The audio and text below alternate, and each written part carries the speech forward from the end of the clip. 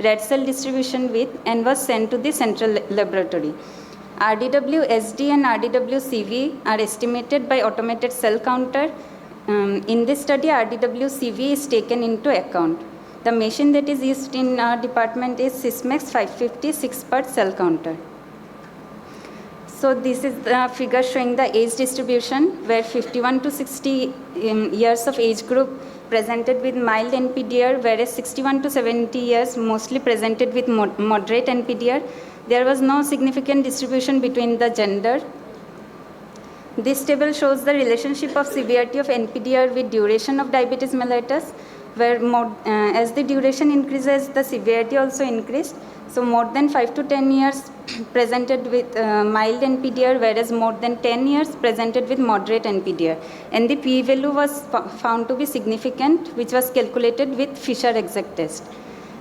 Table 4 shows the relationship between HbA1c and the severity of NPDR, where with the increase in the HbA1c level, the severity also increased, and this p-value was also found to be significant. Table 5 shows the relationship between RDW and the severity of NPDR, whereas 11.6 to 14% of RDW range has mild NPDR cases, whereas more than 14% has moderate NPDR cases. So statistical analysis that was used was the qualitative data descriptive statistical analysis. So in this study, out of 38 cases, 9 cases have no diabetic retinopathy, that is 23.6%. 15 cases have mild NPDR and 14 cases have moderate NPDR.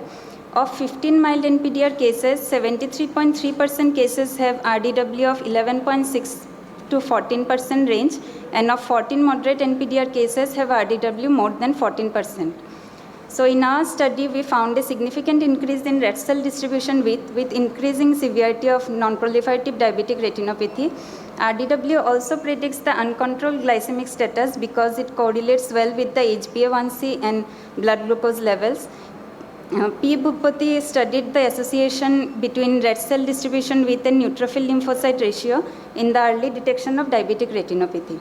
So from our study, we conclude that red cell distribution width could be a potential diagnostic marker for screening and to predict the severity of retinal damage in diabetic patients. So considering the huge diabetic population, it is difficult to screen and diagnose the entire diabetic population. So red cell distribution width can be used to assess the severity of NPDR as mild and moderate grades at the primary care physician level. So these are my references.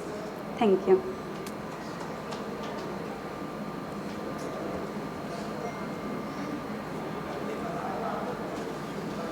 Did you see any one-to-one correlation between the RDW and the chronological diabetic age of the patient? Say the patient was diabetic for 5 years, 10 years.